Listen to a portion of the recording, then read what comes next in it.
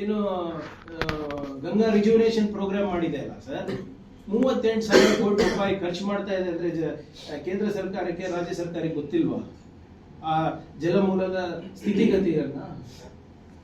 So ಇದು ನಾವೆಲ್ಲರೂ ಯೋಚನೆ ಮಾಡಬೇಕಾಗಿದೆ. ನಮ್ಮ ಸಂಪ್ರದಾಯಗಳನ್ನ ಕಾಪಾಡೋದು ಇಂಪಾರ್ಟೆಂಟ್ ಇದೆ, ಇಲ್ಲ ಅಂತ ನಾನು ಹೇಳ್ತಾ ಇಲ್ಲ. ಬಟ್ ಅಟ್ ವಾಟ್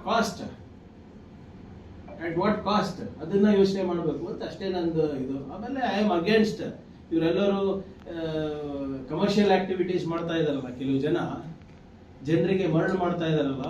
ನೀವು ನೋಡಿ, ನನಗೆ ಅಳ್ಬೇಕು ನಗ್ಬೇಕು ಗೊತ್ತಾಗಲ್ಲ ಒಂದೊಂದ್ಸರಿ. ನ್ಯೂಸ್ನಲ್ಲಿ ನಿಮ್ಮ ಮಾಧ್ಯಮದಲ್ಲೇ ತೋರಿಸ್ತಾ ಇದ್ರಿ, ಒಬ್ಬ ವ್ಯಕ್ತಿ ನೀವು ನಮ್ಗೆ ಫೋಟೋ ಕೊಟ್ರೆ ನಿಮ್ ಪಾಸ್ಪೋರ್ಟ್ ಫೋಟೋ ಅನ್ನ ನಾವು ತಗೊಂಡು ಈ ಒಂದು ಬೊಗಣಿ ಇಟ್ಕೊಂಡು ಇಲ್ಲಿ ನಾನು ನಿಮ್ಗೆ ಏನು ಡುಕ್ಕಿ ಹೊಡಿಸ್ತೀನಿ, ಮುಳುಗಿಸ್ತೀನಿ, ಇದರಿಂದ ನಿಮ್ ಪಾಪ ಪರಿಹಾರ ಆಗ್ತದೆ ಅಂದ್ಬಿಟ್ಟು ಜನ ಮರಳು ಜಾತ್ರೆ ಮರಳು ಅಂತ ಕಳಿಸ್ಕೊಟ್ಟಿಲ್ವಾ ಸರ್? ಸೊ ಇಂಥ ವ್ಯವಸ್ಥೆನಲ್ಲಿ ಇದೀವಿ ಅಂತ ಅಷ್ಟೇ ನಂದು.